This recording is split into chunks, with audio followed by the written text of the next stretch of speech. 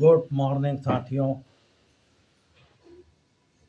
इस नए अपडेट में इसमें हम पहला पॉइंट जो रेज़ कर रहे हैं वो ये है कि 2 दिसंबर को एक पार्लियामेंट क्वेश्चन पूछा गया, जिसके जवाब में गवर्नमेंट उस क्वेश्चन में ये था कि पिछले 3 सालों में कितने साइबर क्राइम हुए हैं, उनकी संख्या और कितना इसमें अमाउंट जो है लॉस हुआ है लोगों को, और कितनी रिकवरीज इसमें की गई हैं और कितना परसेंटेज इंक्रीज़ है।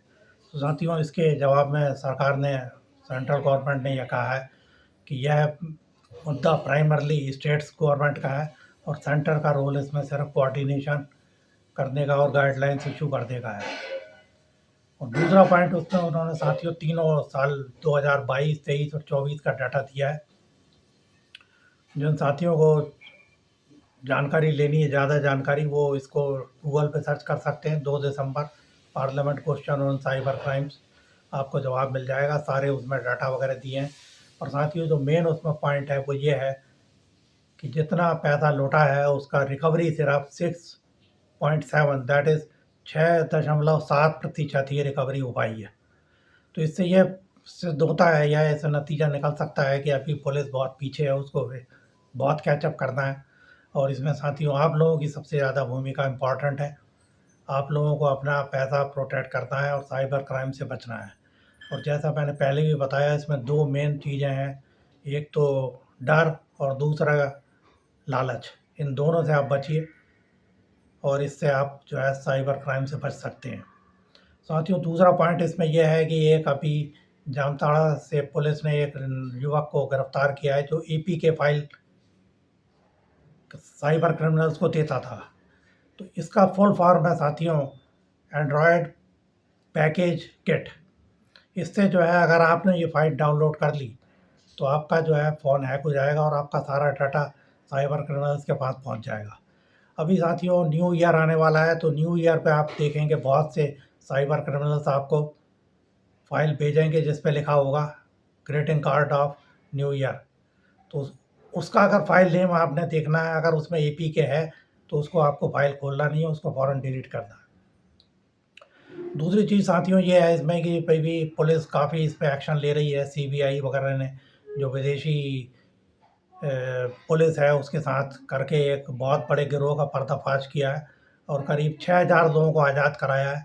ये वो लोग थे जिनको साइबर क्रिमिनल्स पहला फुसला के लालच दे के, बड़ी तनख्वाह का लालच दे के, जो कि डेटा एंट्री ऑपरेटर वगैरह थे, उनको दूसरे देश ले जाते हैं, जैसे कि म्यांमार, कंबोडिया, थाईलैंड वगैरह, और वहाँ ले जाके उनको बंदी बना के उनसे साइबर क्राइम कराते हैं। तो ये साथियों एक बहुत बड़ा डेवलपमेंट है, इतने लोगों को इकट्ठा किया और उनको जो है आज़ाद कराया, तो इससे संभव है कि आगे कुछ केसेस कम होंगे।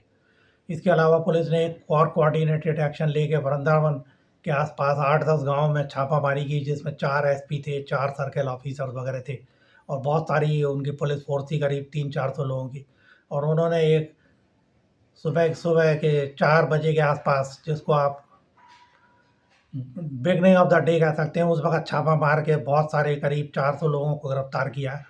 जिसमें जैसे ही छापामारी हुआ तो लोग निकल के अपने घरों से निकल के खेतों में भागे। पर चूँकि चारों तरफ पुलिस फ़ोर्स थी, उन्होंने सबको धर दबोचा।